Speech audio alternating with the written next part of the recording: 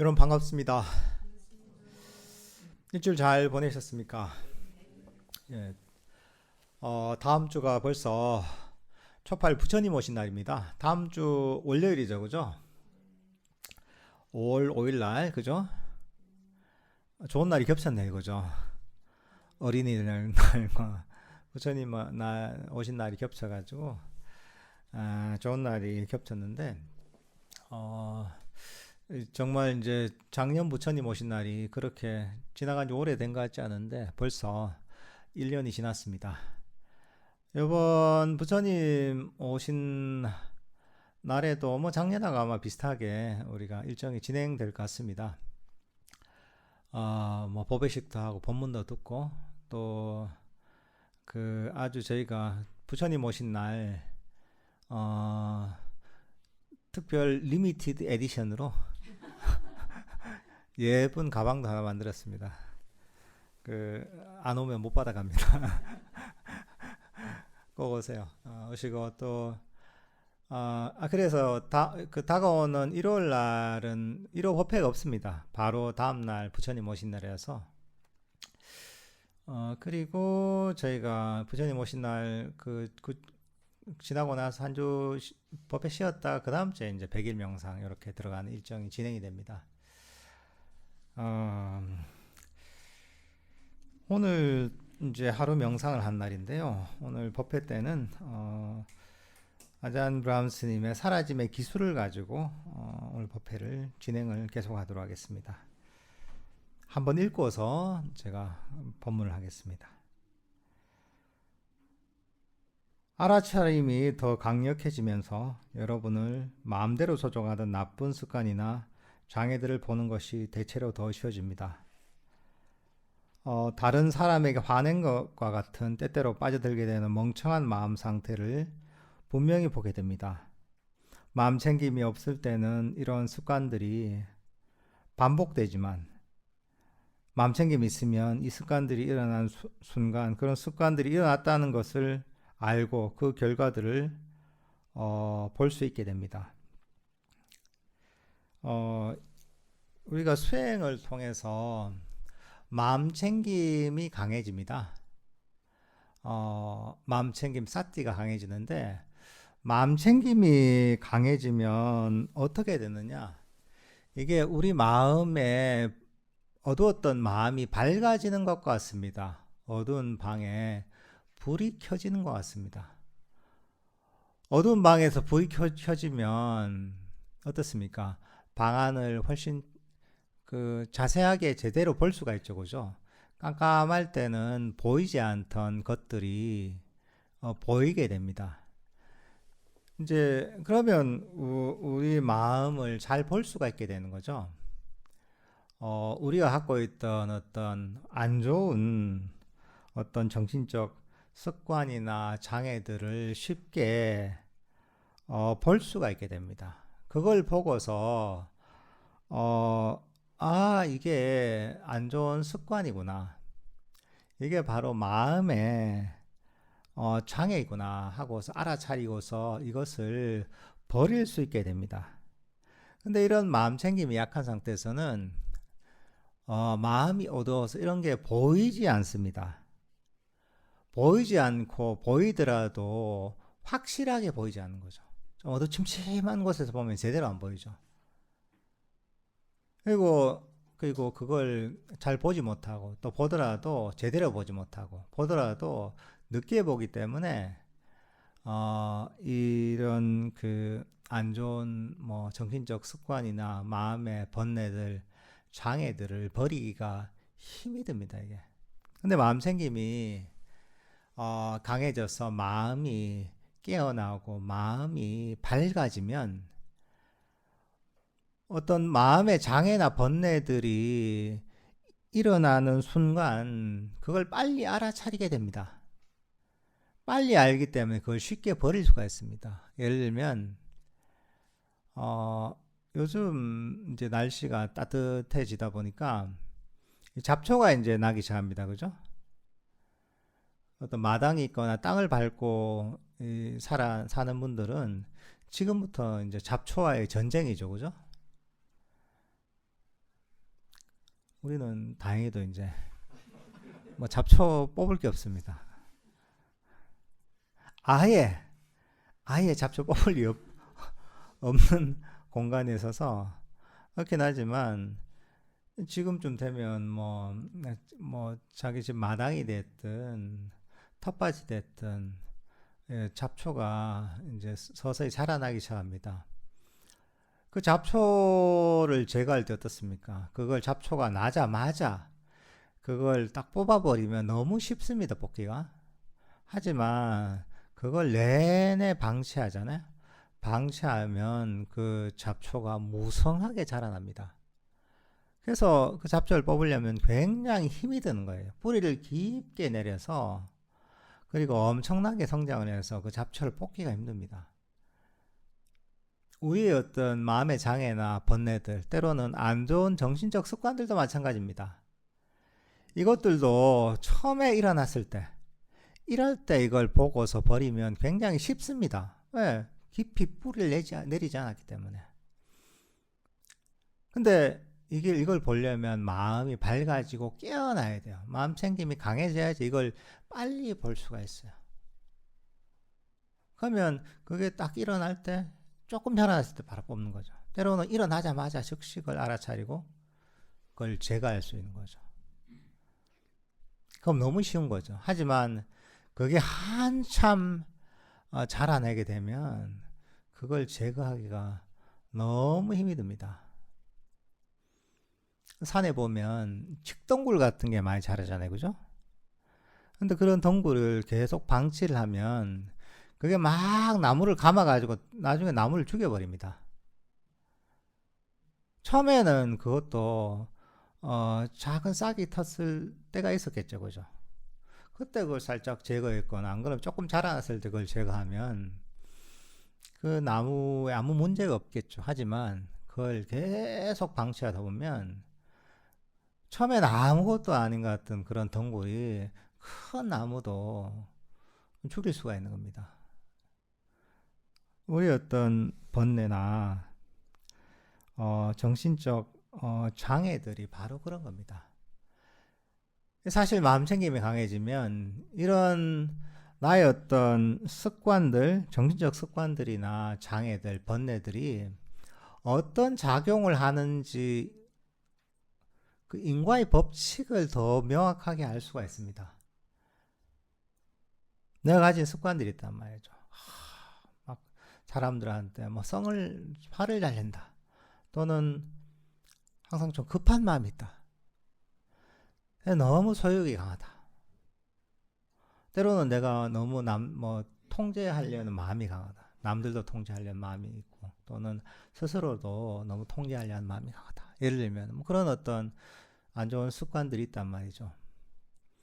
근데 우리가 마음이 깨어나고, 마음 챙김이 강해지면, 그게 바로 나에게 괴로움을 갖고 오는 것을 명확하게 알 수가 있습니다. 인과의 법칙을 알 수가 있는 거죠.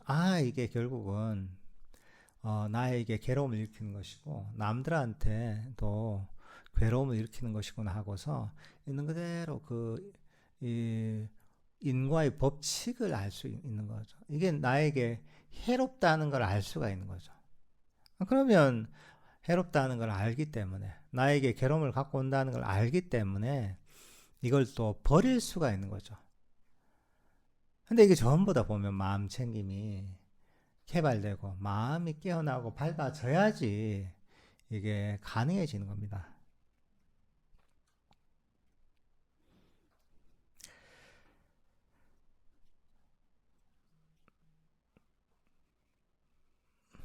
마음 챙김은 사람들이 스스로를 통제할 수 있게 합니다.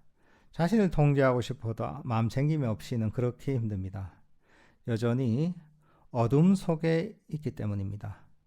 마음 챙김이 커지면 장애나 번뇌들이 쉽게 멈춰집니다.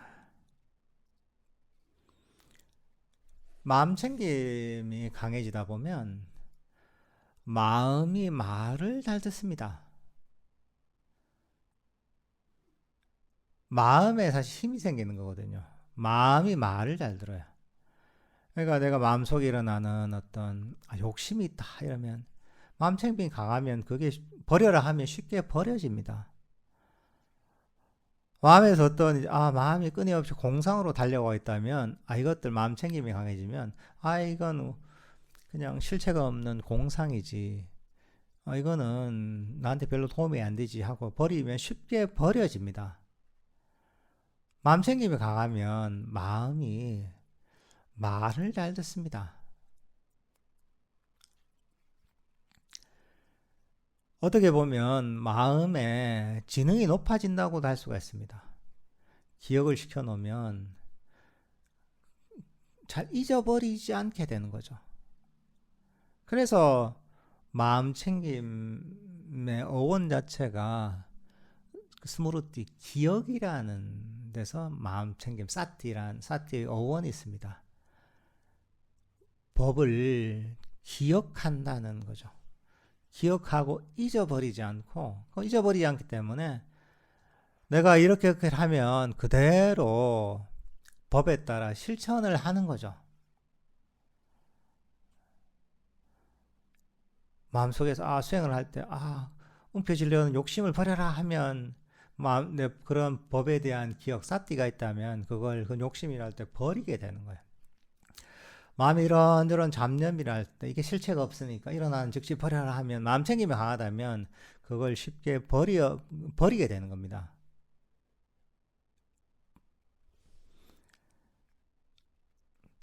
그러니까 이제 이런 어떤 그 마음 챙김을 통해서 우리 마음이 제대로 수행을 하면서 작동을 하게 됩니다.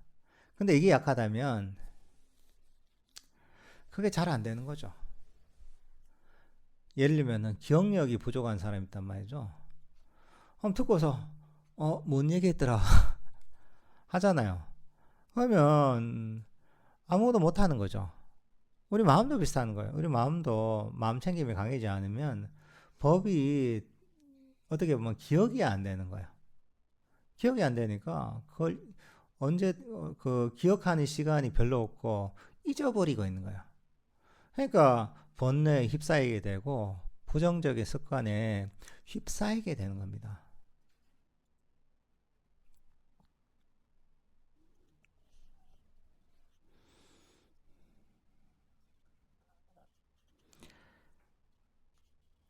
호흡 명상을 지도하기 시작한 이래로 저는 사람들이 호흡 지켜보기를 너무 빨리 시작하는 경향이 있음을 알게 되었습니다.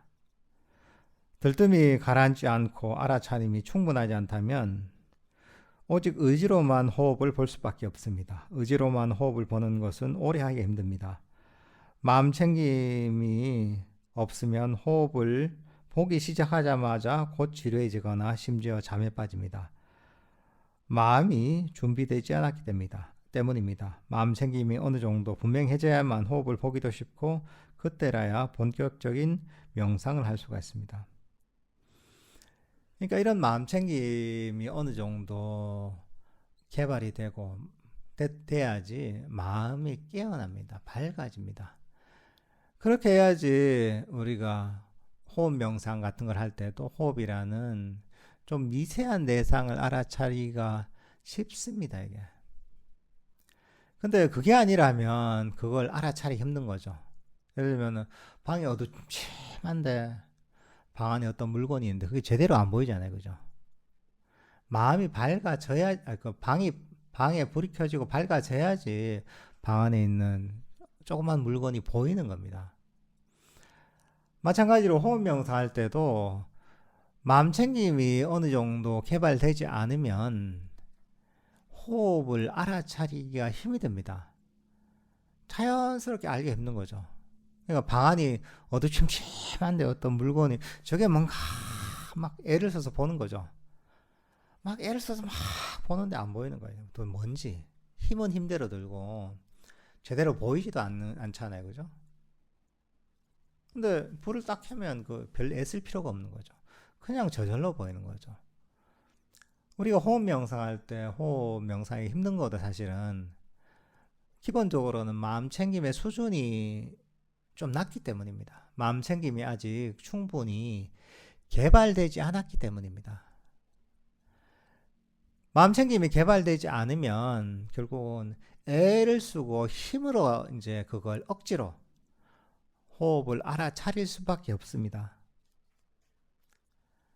억지로 힘을 또는 애를 쓰고 의지로서 호흡을 알아차리려고 하다 보면 힘들잖아요. 그죠?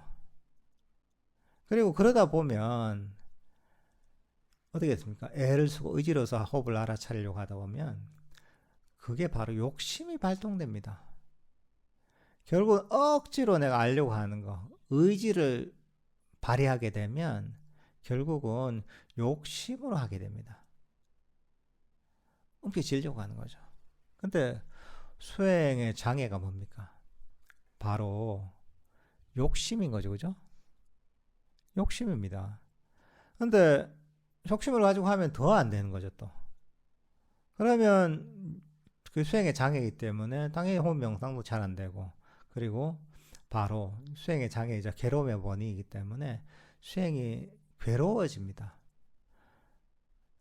즐거움이 생기지 않고 지루해지거나 또는 그냥 호흡을 알아차리는 게 불편하거나 힘이 듭니다. 그러면서 뭐 두 가지 방향으로 빠져. 하나는 이런저런 잡념으로 빠지거나 때로는 졸음이나 혼침으로 빠지거나 아니면 이런저런 번뇌가 일어나서 그것 때문에 괴로워하거나 이렇게 되는 거죠. 근데 마음챙김이 충분히 개발됐다면 애쓸 필요가 없는 거죠.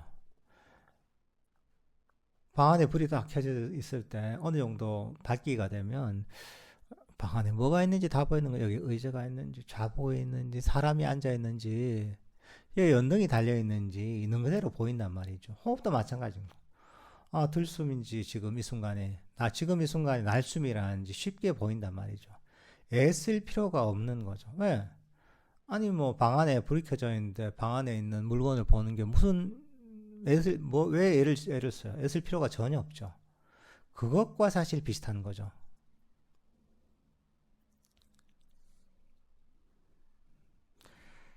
그래서 사실은 우리가 호흡 명상을 하기 전에 또는 하는 중에서라도 어, 일상에서 또는 좀 다른 방식으로 마음 챙김을 개발을 해야 됩니다.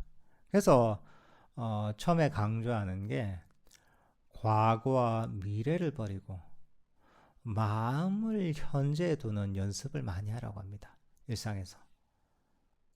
과거도 버리고 미래도 버리고 마음을 현재에 두는 연습을 하다 보면 이거는 호흡 같은 대상보다는 좀 더 거친 대상이고 마음 챙김의 수준이 어, 처음에 낮더라도 충분히 할 수가 있거든요.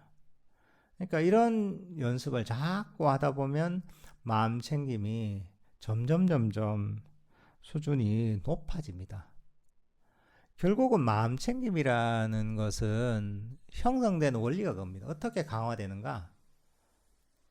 누구에게나 보편적으로 적용되는 원리가 있습니다.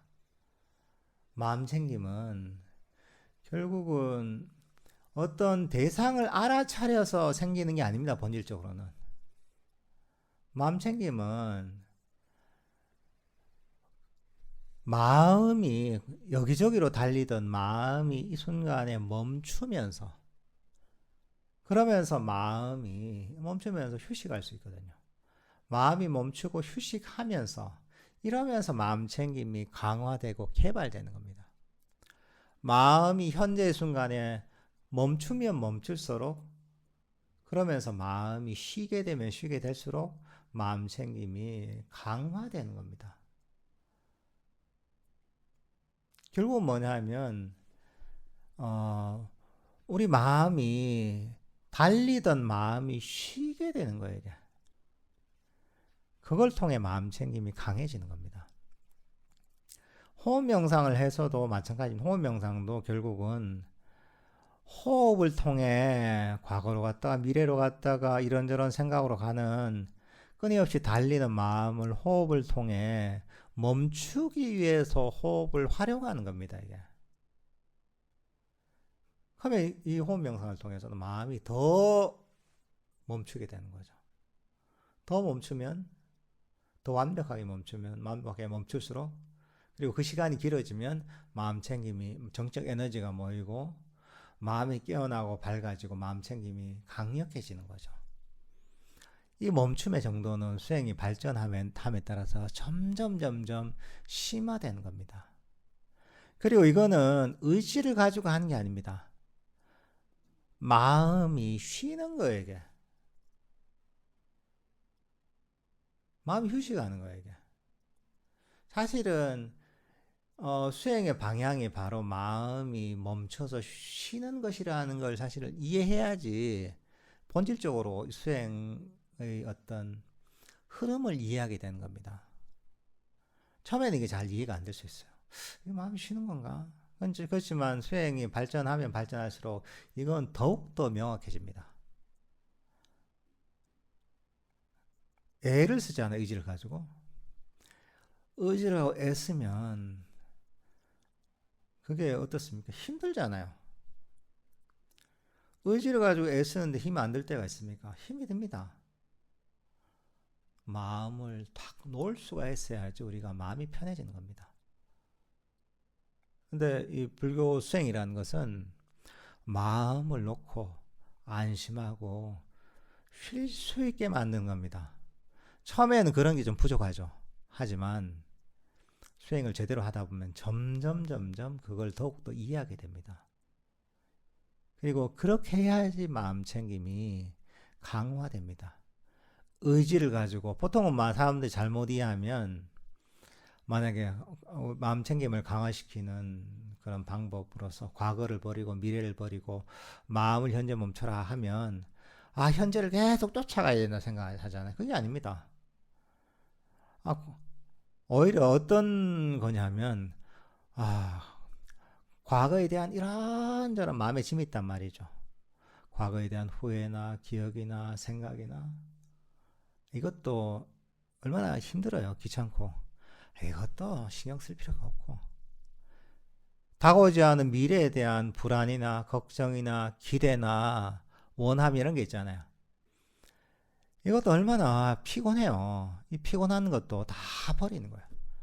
과거도 버리고 미래도 버리고 아무것도 할 필요가 없구나. 그냥 현재 그대로 내가 깨어있기만 하면 되는구나. 이런 마음을 만들어주는 거야.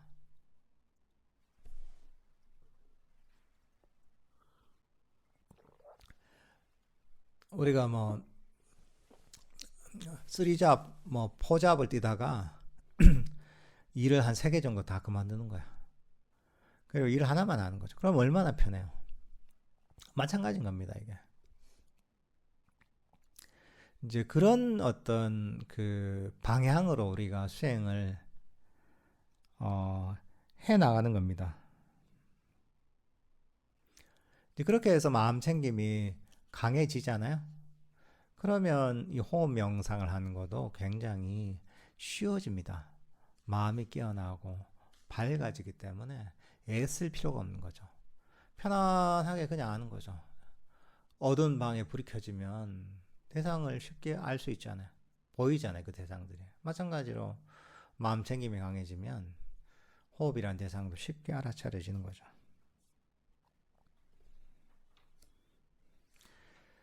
그리고 이제 그렇게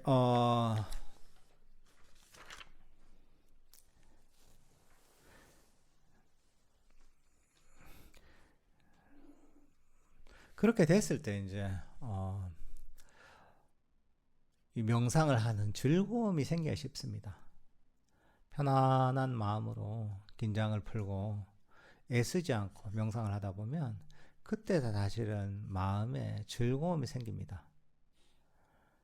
그리고 우리가 마음 챙김을 강화시키는 그리고 호흡을 편안하게 만들어주는 방법 중에 한 가지가 이 만족감을 항상 개발하는 겁니다.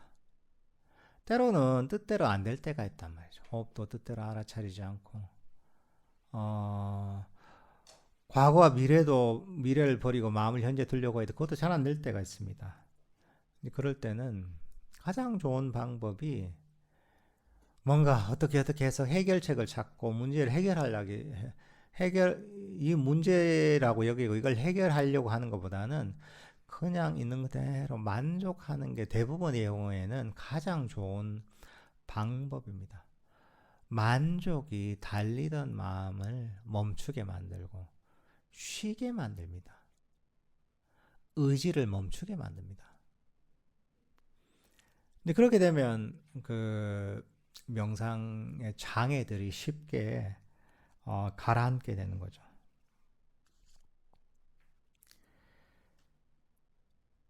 들숨 날숨에 대한 마음챙김경에 따르면 명상을 하는 사람이 해야 할 첫 번째가 우선적으로 마음챙김을 확립하는 것이라고 합니다.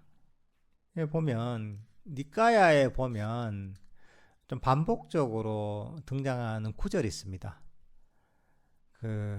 흔히 니까야를 번역할 때 뭐 호흡 명상 경이든 뭐 사념처 경이든 대념처 경이든 거기에 보면 전면의 마음 챙김을 확립하고 뭐 이런 수행을 하라 뭐 이런 얘기했습니다.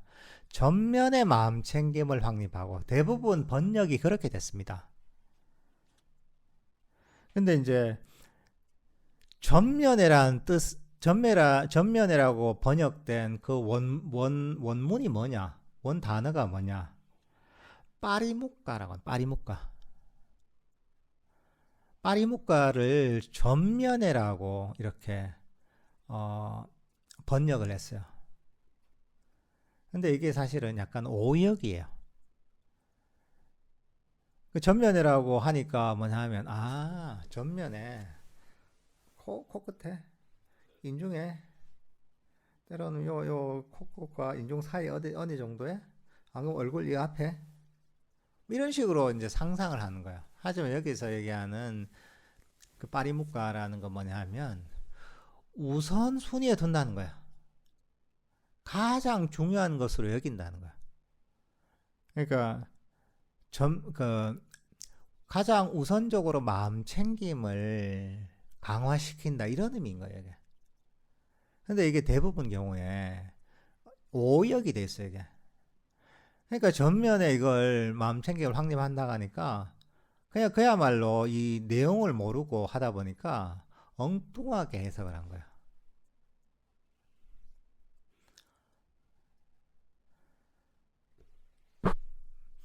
근데 이거는 사실은 마음 챙김을 가장 우선으로 둔다 이런 의미인 거야.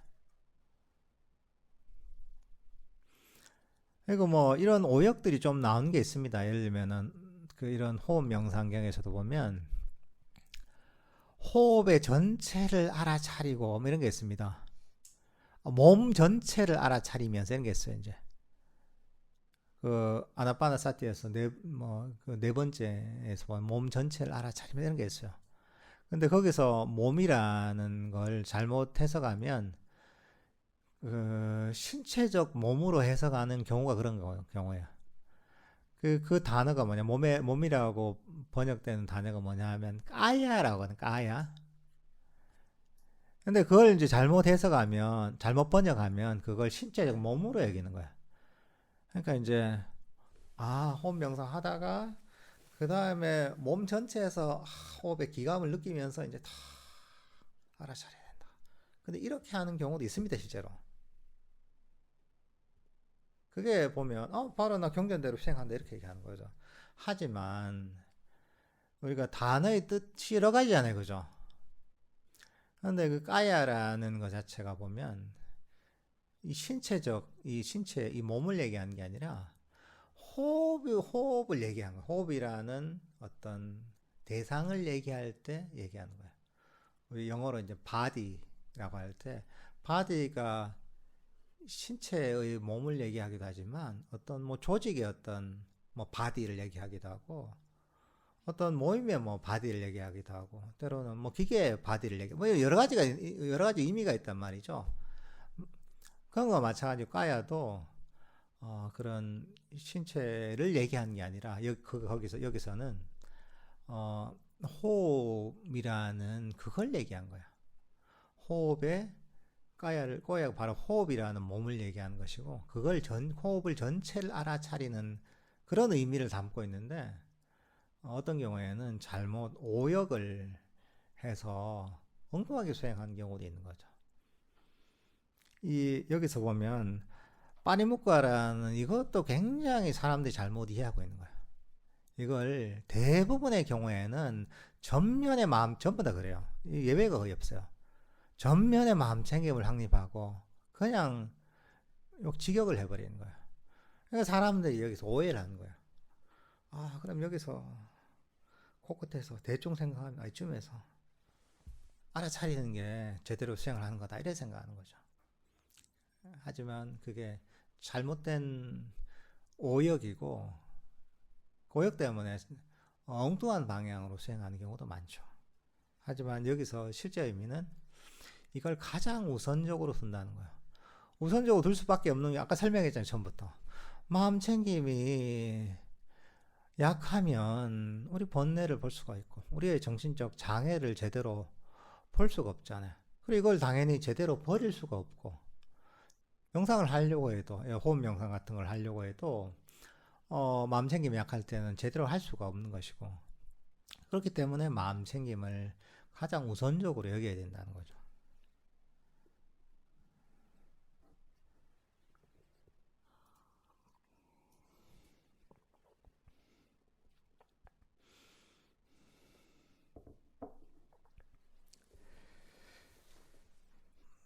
그래서 우리 수행의 목적 자체가 어떤 면에서는 마음 챙김을 강화시키기 위해서 수행을 한다라고 해도 틀린 얘기는 아닌 거죠.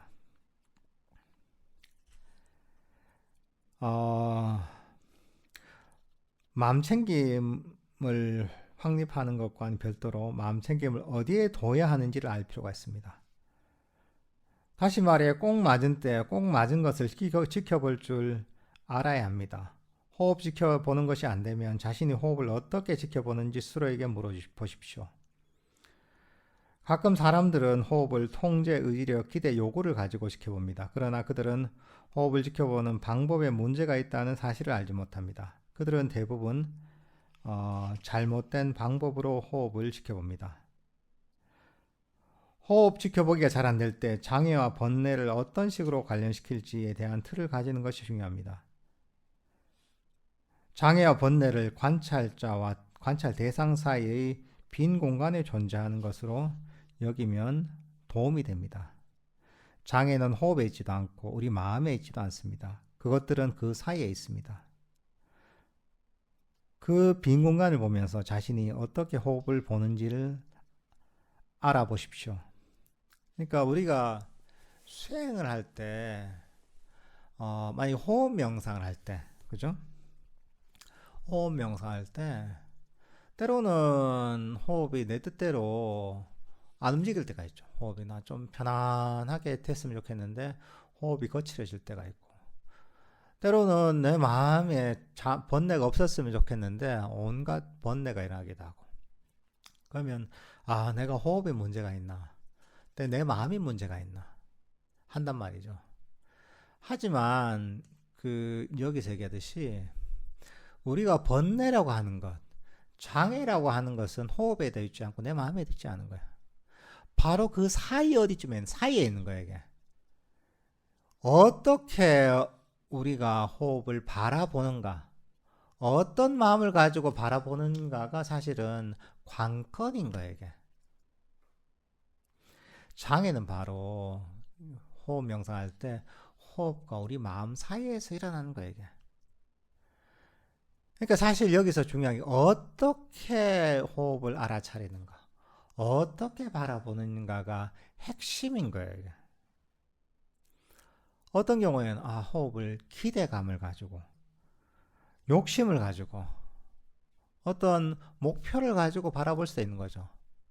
어떤 경우에는 호흡을 알아차릴 때 악의를 가지고, 불만족을 가지고 알아차릴 때도 있는 거죠.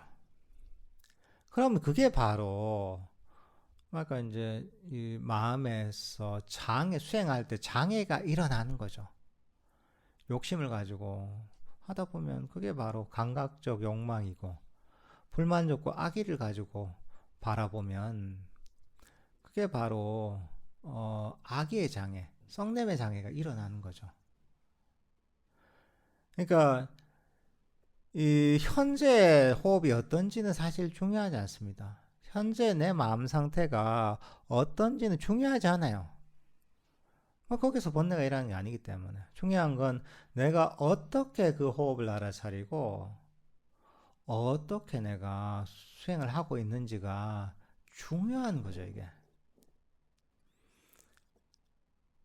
그러니까 우리가 이 어떤 창밖의 풍광을 바라볼 때 색안경을 끼잖아요, 그죠? 빨간색 색안경을 끼면 저 풍광이 다 빨갛게 보입니다. 파란색 색안경을 끼면 풍광이 다, 세상이 다 파랗게 보입니다. 세상이 파란 것도 아니고 내 눈이 파란 것도 아니에요. 이 바로 이 선글라스의 색깔이 바로, 렌즈의 색깔이 바로 빨갛고 파랗기 때문에 그렇게 보이는 거야. 근데 그걸 있는 그대로 풍광을 보려면 어떻게 하면 됩니까? 선글라스만 벗어버리면 되는 거야. 아니면 아주 색이 들어가지 않은 깨끗한 안경을 쓰면 되는 거죠.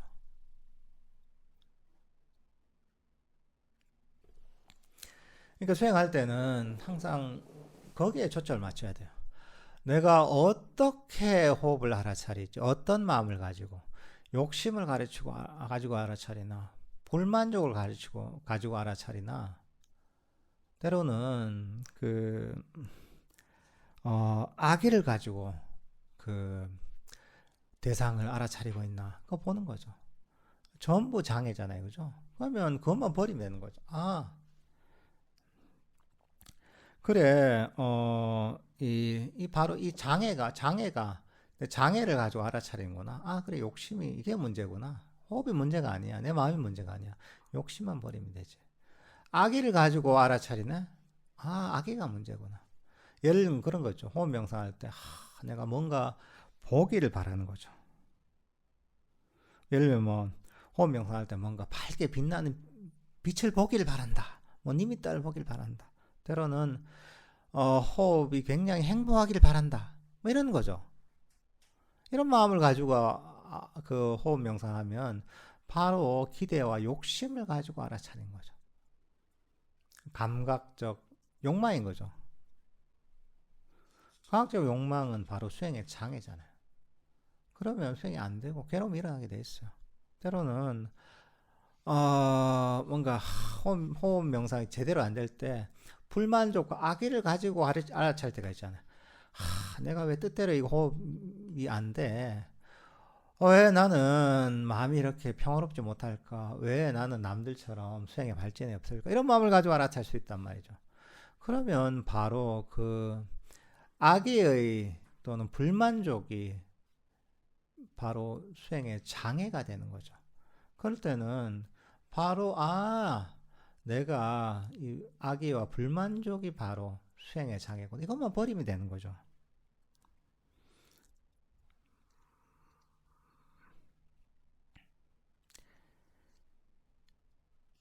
그렇게 버리면 이제 수행은 저절로 이루어지는 거죠.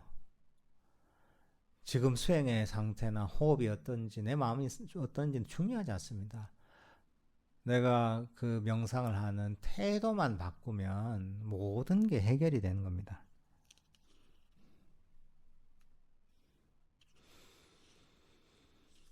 그러니까 이제 마음을 바꾸려고 해야 되는 거예요. 욕심이 일어난다면 또 불만족이 일어난다면 그걸 잘 멈추려고 노력을 해야 되는 거죠. 그냥 쉽게 버려지면 버릴 수도 있죠. 보자마자 버려지면 그게 제일 좋죠. 근데 잘 안 버릴 때는, 그럴 땐 자꾸 가르치고 설득을 해야 되는 거예요. 그래, 내가 욕심을 가지는 거. 이게 나한테 도움이 될 게 뭐가 있나. 하지만 내가 이렇게 부처님 가르침을 배워서 수행을 하는 것만 해도 얼마나 좋은 일이야. 이대로 충분한 거지. 욕심으로 되는 게 하나도 없잖아. 그건 수행의 장애일 뿐인데. 욕심을 버리고 나는 지금 이대로 수행하는 이대로 만족해. 이대로 충분해. 뭐 이렇게 마음을 자꾸 가르치는 거죠. 그러면서 장애가 사라지면 명상은 저절로 이루어지고 수행에서 평화와 즐거움이 생기는 거죠, 이게. 이런 게 어떻게 보면 지혜인 거예요, 이게. 장애가 일어났을 때 명상의 주제와 명상의 대상과 우리 관찰하는 마음 사이에서 장애가 일어났을 때 이 장애를 잘 버릴 수 있는 것. 이게 바로 이 지혜인 거죠, 이게.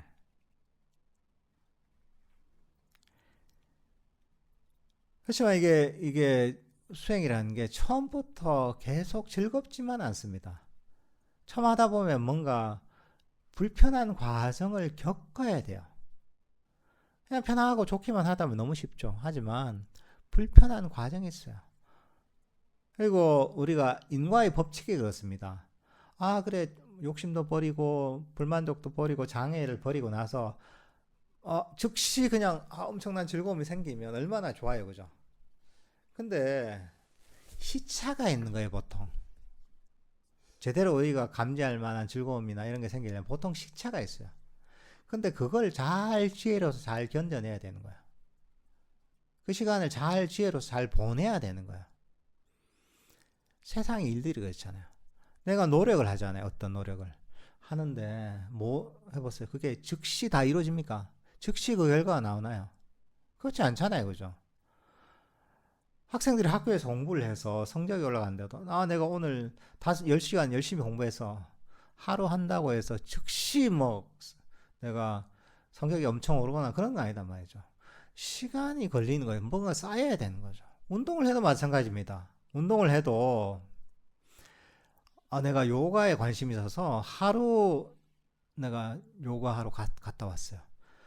그리고 나서 진짜 요가를 잘하는 사람처럼 막 다리를 벌리고 앞으로 쫙 그 몸을 숙이면 배가 바닥에 닿고 막 이러길 바라는데 그게 안 되잖아요. 시간이 걸린단 말이죠. 모든 게 그렇습니다. 이게 수행도 시차가 있는 거야. 그걸 잘 받아들여야 돼요. 내가 인과의 법칙에 따라 이렇게 하다 보면 당연히 좋은 결과가 있지 하고서 그 일종의 마음의 공식, 명상의 공식을 기억하고 있어야 되는 거예요. 기억하고서 그대로 그 공식대로 적용을 하면 되는 거예요. 그러면 그 공식은 누구에게나 보편적으로 적용되기 때문에 그렇게만 제대로 하고 있다면 결국은 좋은 결과가 나오게 돼 있는 겁니다. 수학 문제 푸는 거하고 비슷해요, 이게.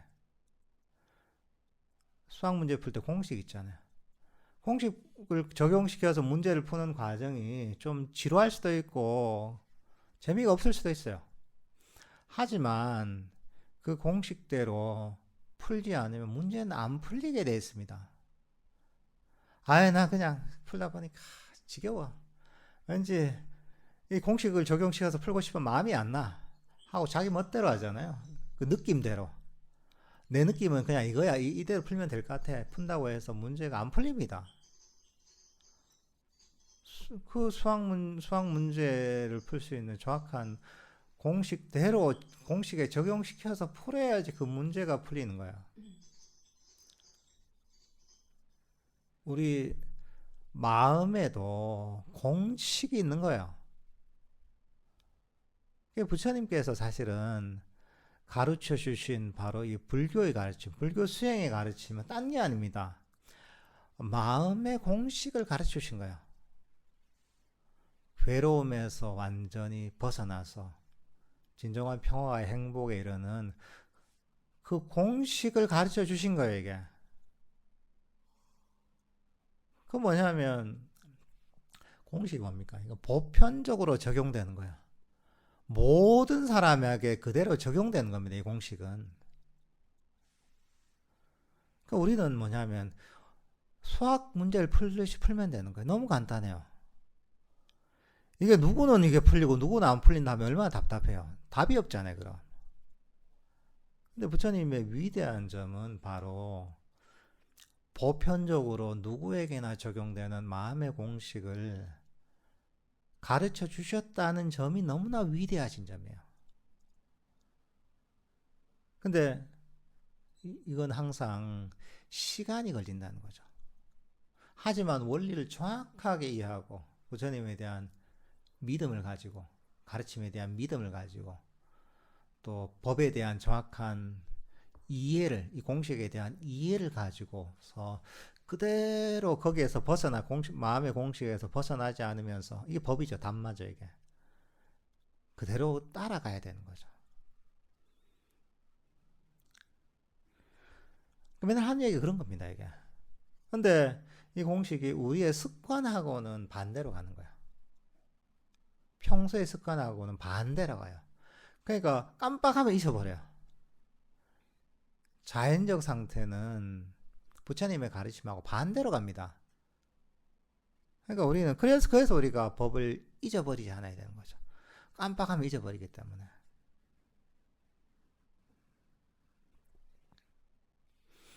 그래서 수행할 때 처음에 불편하고 뭔가 부자연스럽고 익숙하지 않더라도 자꾸 그 공식 부처님의 법대로 그대로 적용시키는 겁니다. 적용시키다 보면 시간이 지나면 어쨌든 누구나 좋은 결과가 납니다. 마음이 평화로워지고 괴로움이 사라지고 마음이 더 고요해지고 행복해지는 방향으로 가게 돼 있습니다. 그렇게 돼 있어요. 그것도 조금만 인내심이 있으면 돼요, 이게. 근데 이게 조금의 인내심도 없는 거예요, 사람들에게. 왜? 까먹어서 그런 거야. 조금 안 되면 즉시 왜 안 되지? 더 돼야지. 뭐가 자꾸 바라는 마음이 생기는 거예요. 딴 게 아닙니다. 그것만 버리면 되는데 그걸 못 버리는 거야. 자꾸 가르쳐야 돼요, 이게.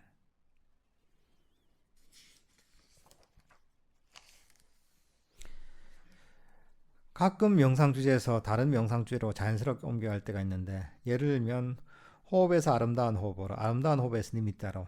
처음엔 이것이 별로입니다. 일상의 호흡으로 돌아가야 하는 생각이 들기도 합니다.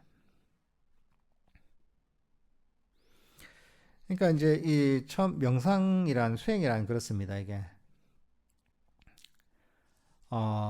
수행이라는 것이 아까 얘기했듯이 시차가 있는 거예요. 이게 마음이 처음에 열면 마음에서 이런저런 생각이 많단 말이죠. 생각이 많아서 생각이 수행에 장애가 된다. 생각을 버리고 마음에 고요를 개발하라. 이런 얘기를 많이 합니다. 또 대부분의 생각이 과거나 미래에 대한 생각이에요. 그 과거나 미래에 대한 생각을 버리고 마음을 고요하게 침묵하면서 현재 몰입하라. 이렇게 한단 말이죠. 과거나 미래를 버리고 마음을 현재에 두다 보면 많은 생각들이 사라지거든요.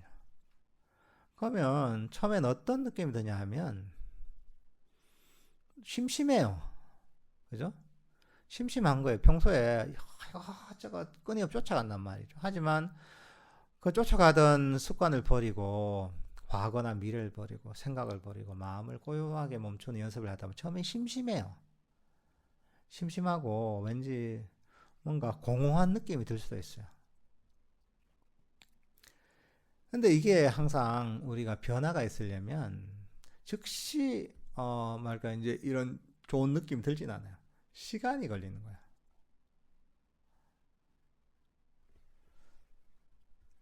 방 안에 쓰레기가 가득 차 있어가지고 쓰레기를 버리더라도 쓰레기가 왠지 처음에 버리고 나면 그 깨끗한 방에 익숙해지는데 시간이 걸립니다.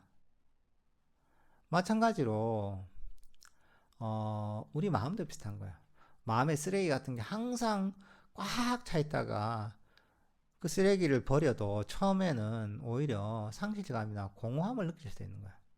하지만 그 시간을 그대로 이 법의 어떤 공식을 이해하고서 그 시간을 잘 지혜롭게 보내고 나면 마음이 너무나 가볍고 편안하고 고요하고 지는 거예요. 그걸 스스로 느끼게 되는 거야. 하지만 시간이 걸리는 거예요. 그 시간을 견뎌내야 되는 거예요. 예를 들면 우리가 아주 심플하게 호흡 명상을 한다 할 때도 들숨과 날숨을 알아차리는 게 처음에는 이게 좀 긴장될 수도 있고 때로는 뭐 무료할 수도 있습니다. 아이고 뭐 재미도 없고 힘이 들기도 하고 한데 이거 말하나 한단 말이죠. 하지만 그 시간을 법을 잘 이해하고 명상의 공식을 이해하고 나서 호흡 명상을 배운 대로 그대로 하잖아요. 만족하면서 들숨과 날숨을 알아차려 보면 결국은 시간이 지나다 보면 이걸 통해서 대단한 마음의 평화와 행복감을 경험하게 됩니다. 마음의 괴로움이 사라지고 더 큰 마음의 평화와 행복을 경험하게 돼요. 처음엔 불편하지만 배운 대로 하다 보면 이게 진짜 대단한 즐거움과 행복감을 주는 거예요. 이게. 마음을 다른 차원으로 이끌고 가는 거예요. 그렇게 하고 나서 이제 명상이 발전하면서도 새로운 어떤 경험을 하게 되면 익숙하지 않으면 거기에서 그 즐거움을 잘 알지 못합니다. 예를 들면 명상을 하다 호흡이 완전히 사라진다. 이럴 때가 있거든요. 그러면 그게 굉장한 공포감을 줍니다. 완벽하게 몸이 사라지고 호흡마저도 완벽하게 사라지게 되면 나의 존재가 없어지는 것 같기 때문에 굉장히 공포감을 느낄 수 있어요. 하지만 그것도 수행의 과정인 거예요. 그런 수행의 과정에서 자연스럽게 일어나는 것인가 하고서 받아들이면서 그냥 법에 따라 꾸준하게 하다 보면 그 뒤에는 더 차원 높은 마음의 행복과 평화를 경험하게 돼요. 뭐든지 시차가 있는 거예요, 이게. 그러니까 우리는 급한 마음을 버리면 됩니다. 급하게 뭔가 빨리빨리 얻으려는 마음을 버려야 돼요. 이게 수행자들의 가장 큰 문제예요. 근데 어떻게 보면 이게 중생들의 가장 본질적인 욕망인 거예요. 뭘 하면 반대급부를 자꾸 바라는 거죠. 내가 했으니까 이만큼 한 만큼 뭔가 즉시 얻기를 바라는 욕망이 있어요, 이게. 하지만 이게 수행자들한테 가장 큰 장애가 되는 거야. 이걸 버려야 되는 거야. 바로 이 욕심을 버리고 만족하는 거야. 그러니까 그래서 여기서 수행할 때 어떤 태도를 가져야 되느냐? 그게 바로 팔종도에서 정사유에 나옵니다. 팔종도의 첫 번째가 정견이, 두 번째 정사유잖아요. 그죠? 정사유. 삼마 쌍카파라고 합니다. 삼마 쌍카파라고 하는데, 정사유는 바른 사유, 바른 생각 이런 게 아닙니다. 바른 마음가짐이다. 라고 할 수가 있습니다. 이게 뭐냐? 세 가지야. 놓아버리는 거야. 욕심을 버리는 거야. 놓아버리고, 부드럽고 친절한 마음이에요. 친절하고 자애심을 가지는 거예요. 놓아버리고. 이 태도를 유지하는 게 바로 정사유를 실천하는 거야. 수행할 때 이런 마음을 가지면 되는 거예요. 호흡 명상을 하든 자해 명상을 하든 걷기 명상을 하든 어떤 수행을 하든 이 태도를 이런 마음가짐을 가져야 되는 거예요. 첫 번째, 놓아버리는 거. 뭐냐면 움켜쥐는 걸 놓아버리는 욕심을 버리는 거야. 한편으로 만족하는 거야. 그리고 뭘 하든 부드럽고 친절한 태도를 해야 되는 거야. 호흡 명상을 해도 공격적으로 내가 저걸 어떻게 해가지고 내가 내 뜻대로 뭐 해야지 이런 게 아닙니다. 부드럽고 친절한 태도를 하는 거죠. 어떤 수행을 하든 마음의 친절과 일종의 평화를 품고 있어야 되는 거야. 이런 마음을 가지고 하다 보면 좀 어색하죠. 우리는 어떻게 해서 의지를 가지고 내가 움켜쥐면 뭔가 될 것 같은데 그거는 이제 세속적인 뭔가를 얻을 때 그렇게 하는 것이고, 불교 수행은 그걸로 절대 되지 않는다. 그게 바로 움켜쥐려고 하는, 얻으려고 하는 마음이 수행의 장이라는 거야. 그 세속에서 쓰지 않던 마음을 쓰기 때문에, 세속인의 마음가짐과 다른 마음가짐을 갖고 있기 때문에, 그걸 실천하기 때문에 보통 사람들이 얻지 못하는 마음의 평화와 행복을 얻게 돼 있는 거야. 그러니까 이게 아까 마음의 공식, 명상의 공식이라고 했잖아요. 이 공식에서 가장 중요한 부분인 거죠. 놓아버리고 욕심을 버리고 부드럽고 친절한 마음가짐을 항상 실천하는 것. 그러면 이제 이걸 계속 실천하다 보면 명상의 장애도 사라지고 수행을 통해 쉽게 즐거움을 느낄 수 있어요. 수행의 결과를 쉽게 경험할 수 있어요. 근데 죽어도 이 얘기를 안 듣고 자기 하고 싶은 대로 하잖아요. 아, 나는 그건 모르겠고 나는 열심히 할란다 그냥 내가 하던 대로. 그러면 아무리 해도 제대로 된 결과가 나올 수 없습니다. 불가능한 거예요, 이거는. 물론 일시적으로 그냥 하다 보면 욕심을 버리고 할 수도 있겠죠. 하지만 이 법을 이해하고 그 태도가 완전히 바뀌지 않으면 또 장애를 계속 일으키게 되는 거야. 왜? 이거는 마음의 공식, 수행의 공식이 있는데 이 공식대로 우리가 실천을 해야지 당연히 부처님께서 얘기하신 괴로움의 소멸이라는 결과가 나오게 돼 있는데, 아니 공식대로 안 하는데 어떻게 그 결과가 나요? 수학 문제를 푸는데 지 멋대로 푸는 거예요. 열심히 막 밤을 새가면서 막 열심히 풀어요. 공식은 모르겠고 내 그냥 느낌 가는 대로. 결과가 어떻게 했어요? 어떤 경우에 맞는 경우도 있겠죠. 뭐 그렇잖아요. 수학 문제 모르면 뭐 0, 0, 1, 2, 뭐 마이너스 2, 그 중에 하나 찍잖아요. 그죠? 그 찍으면 맞을 수도 있죠. 그렇게 해서 우연히. 하지만 그 점수는 형편없죠. 전체적으로 보면 똑같은 거예요. 이게. 그 이 부분을 잘 이해해야 되는 거예요. 여러분들 그냥 내 하고 싶은 대로 하고 싶은 대로 수행할 때가 있단 말이죠. 그럴 때가 있단 말이죠. 그럴 때 이거는 불교 수행이라는 것은 공식이 있지. 내가 이 공식대로 그대로 하고 있느냐. 이걸 항상 점검해 봐야 돼요. 내 의지와 노력이 중요하지 않습니다. 수학 문제 풀 때 내 의지가 강하다고 수학 문제가 풀립니까? 나 열심히 그냥 잠 안 자고 노력한다고 문제가 풀립니까? 그거하고 관계 없어요, 이게. 그보다 더 중요한 거는 그 공식을 이해하고 적용하는 게 중요한 거죠. 공식을 이해하고 적용하는 그 노력을 열심히 하면 그게 의미가 있죠. 근데 그건 관심이 없고, 자기 하고 싶은 대로 하잖아요. 그러면 그게 문제가 풀릴 리가 없는 거죠. 이 부분이 너무나 중요합니다. 정말 많은 수행자들이 부처님께서 가르치신 이 마음의 공식, 수행의 공식을 이해하지 못해요.